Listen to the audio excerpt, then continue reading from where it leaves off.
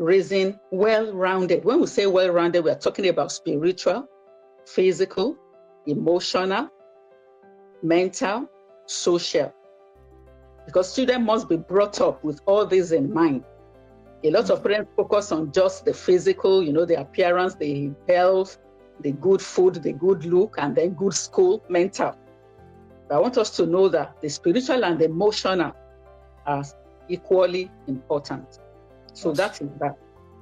Showing up for the traumatized was born out of the discovery that a lot of people are going through or have been through trauma.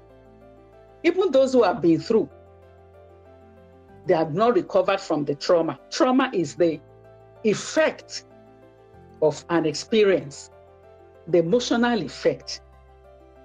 Trauma can ruin anybody's destiny. That's true. I have had stories.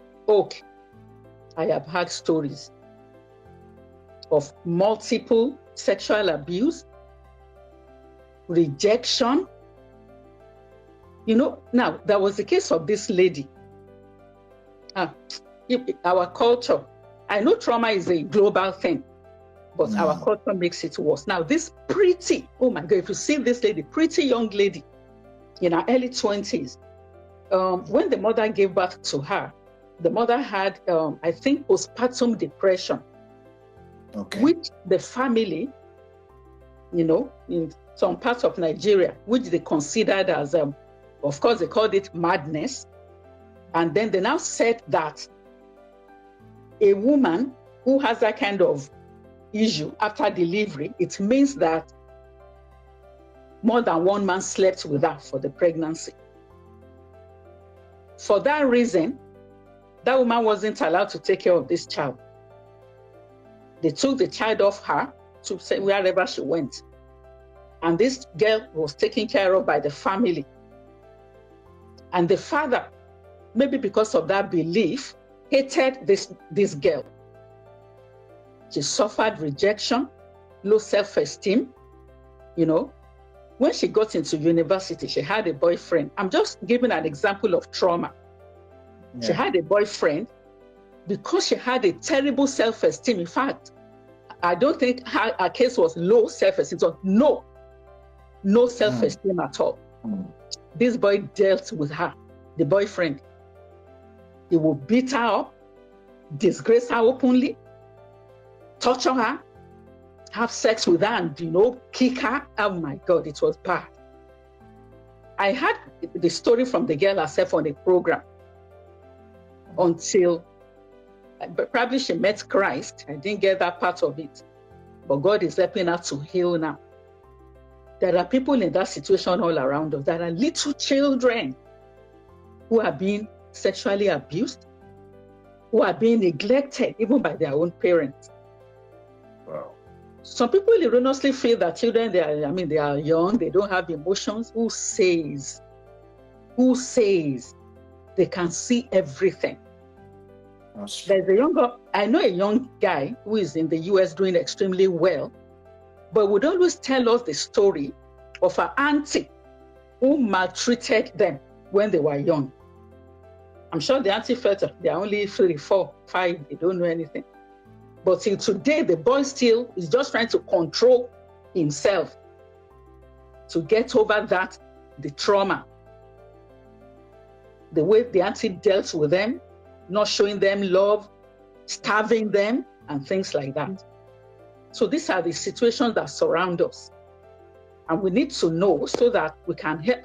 A teacher would complain, and why are you not paying attention? What don't you understand in this simple thing?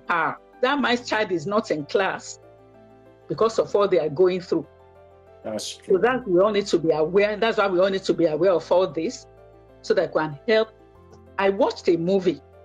I've forgotten the title. It's a Christian movie of a teacher whom God used to salvage a child's destiny. Just because she was observant, what's going on with this girl?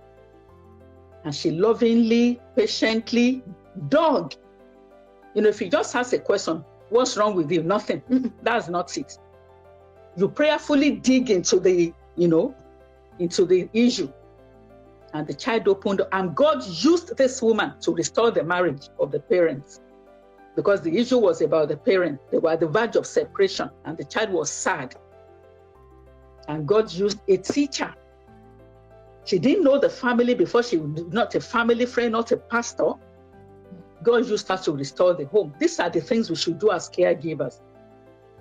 Our concern must be beyond just teaching. You teach the class on a Sunday and you go. No, that's not ministry. You are a teacher in school, and if you understand, don't understand. If you don't understand, no. We are accountable to God, and God depends on us. Thank you so much, Sister Buki. Thank you for having me. First, for people outside there that are saying, "Oh, is there a need for that? My life is already battered. I mean, is there any remedy?" There is hope for you. Yes. There is hope for you. Even a tree they cut down and they think it's dead. The Bible says if it just catches the glimpse of scent of water, it's not as if the water touched the tree. It will just feel like there's water around. It will sprout again. Yeah. So there is hope for you. Please, can I just add to that, Oak? Yeah. That scripture is excellent, okay? And then there are two things I would say. There's a man of God who normally says one thing. Your background doesn't have to leave you on the ground. Yeah. So you have to get up and move on. Okay? And the second thing I would say is that your history does not have to define you. That's true. Yeah. So your past experiences, they are experiences that you can use as ministry. That's why they say from misery to ministry. That's true. So that's true. Once God heals you, you overcome it, then you too become to help people. That's what life is all about. Life of purpose. Purpose normally, so lots of purposes come out of pains, okay? So that is it. That's true. I'm doing this because of all the things I've been through in life. Exactly. You understand? Exactly. So just to let you know that no matter what you are going through now, every problem has an expiry date. You understand? Anything you are going through is going to expire and expire very soon. Buki, I really appreciate you. Thank you so much. Thank you. I appreciate you for the invitation.